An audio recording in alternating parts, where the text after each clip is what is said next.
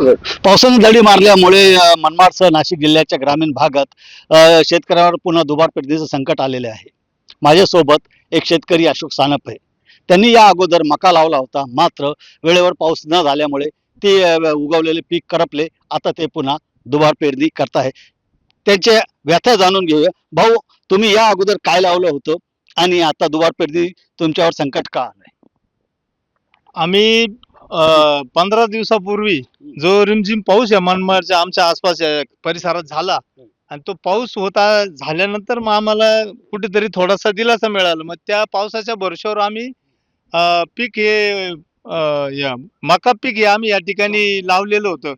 पण ते मका पीक लावल्याच्या नंतर 10 ते 12 दिवस झाले पाऊसच गायब झाला. त्याच्यावर जे टाकल्यानंतर पाऊसच न आल्यामुळं काही ठिकाणी ओल होती, काही ठिकाणी कोरडं होतं. अशातच आम्ही पेरणी केल्यामुळं काही ठिकाणी ते पीक उगलं, काही ठिकाणी उगलं नाही. त्यामुळे ते मका पीक जे पातळ पडलं, मग पातळ पडलं तर आम्हाला परवडणार नाही ना. त्यामुळं आम्ही ते त्याच्यावर नांगर फिरून मोडून आता परत आणखीन पेरणी करतोय. ही बी पेरणी आज आम्ही फक्त हवामान खातं आणि पंजाबराव डगनी सांगितलेलं आहे का 16 तारखेच्या आसपास 17-18 तारखेला भरपूर पाऊस पडणार आहे.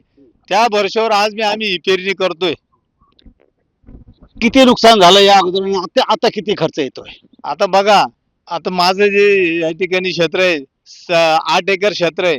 8 एकरामध्ये आम्ही कमीत कमी 16 थैल्या म्हणजे एक थैली 2000 रुपयाची मकाची पिशवी आणि खताची पिशवी 2100-2200 रुपये.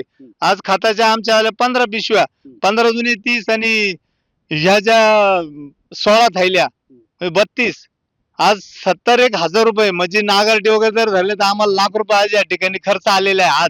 आज मी तिला पण परत आम्हाला त्याच्या दुबारीचं संकट आल्यामुळं ह्या पावसाच्या अभावी परत हे पीक मोडून फ्रेश आम्ही परत मका लावतोय. या ठिकाणी परत पीक लावतोय. फक्त हे हवामान खात्याने दिलेला अंदाज आहे या आधारित आम्ही परत हे पीक लावतोय. आज बी या शेतामध्ये कुठे मोठे ओल आहे, कुठे नाहीये. पण आता 17-18 तारखेच्या भरवशावर आम्ही करतोय हे परत पीक.